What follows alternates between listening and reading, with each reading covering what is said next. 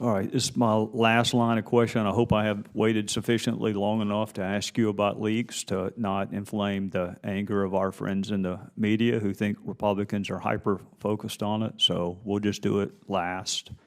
Some of your colleagues have testified that our surveillance programs are critical, vital, indispensable to our national security. Do you agree with their assessment? Speaking generally, yes, some of those programs are absolutely essential and vital to our national security. Do you agree that there is at least a tacit agreement between the American people and their government that they will allow us certain power, certain freedoms in exchange for safeguarding the privacy of the information collected? I think there is certainly an expectation that there would be a protection of privacy as the government carries out its responsibilities, yes. And you and I discussed some of those privacy protections even within the intelligence community as it relates to U.S. persons. And you've been very clear this morning. In fact, I've noted the times you've said U.S. persons. You could have inserted a name, but you did not. You had the discipline to say U.S. person. And that discipline is practiced throughout the intelligence community unless and until there is a request to unmask that U.S. person's name, correct? I would like to think that discipline is still exercised even if a request to unmask a name is made.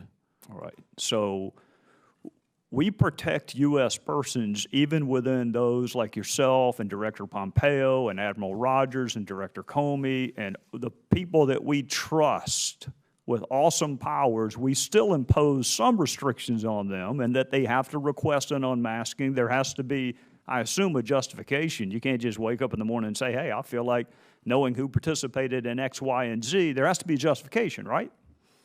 Yes. All right. So how do we get from that to names being on the front pages of certain major U.S. newspapers? It's an excellent question. What would be an equally excellent answer? That somebody violated their oath to protect classified information and violated that oath and shared that information in an unauthorized fashion with members of the media. Well, my friend from Washington, and he is my friend, I was impressed not only with his eloquence, but the conviction with which he just spoke.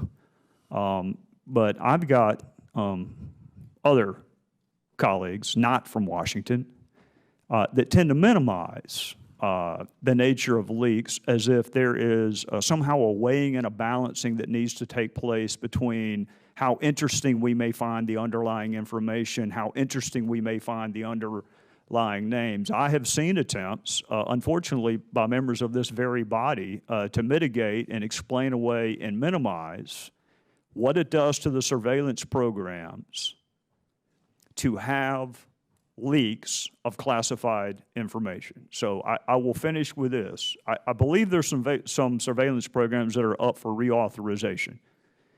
What would you say to the American people as names are unmasked on the last day that people are in office and classified information appears on the front pages of major U.S. newspapers? How would you tell your constituents, let's reauthorize this program again despite the fact that we have abuses? Help us make that argument when we go home.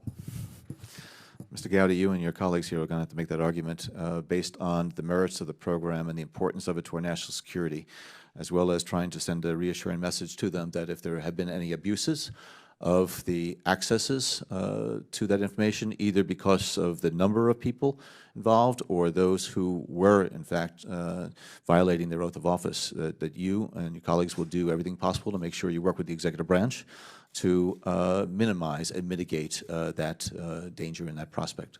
Have you ever requested that a U.S. person's name be unmasked? Yes, I have. Have you also either approved or denied requests of others that a U.S. person's name be unmasked?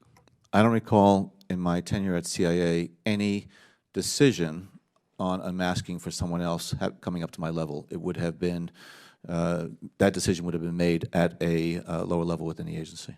Are you aware of any requests within the community that were denied? I do not. I didn't have visibility into requests that were being made across the government, so I don't recall one I was denied. Do you recall any U.S. ambassadors asking that names be unmasked? I don't know. Maybe it's ringing a vague bell, but I could not answer with any confidence on that. Do you remember what your last day on the job was at the CIA? What was the date? It was noon on January 20th when I gave up my responsibilities as director of CIA. On either January 19th or up till noon on January the 20th, did you make any unmasking request? I do not believe I did. So you did not make any request on the last day that you were employed? No, I was not in the agency on the last day I was employed. I definitely know that on the last day I was employed, I definitely did not make such a request. Thank you, Director. I do want to take this opportunity to say that I misspoke earlier in response to Mr. Gowdy. I was at CIA headquarters on the morning of January 20th. I went there to collect some final personal materials, as well as to pay my last respects to our memorial wall. But I was there for a brief period of time, and just to take care of some final things that were important to me. Yes, sir. Thank you.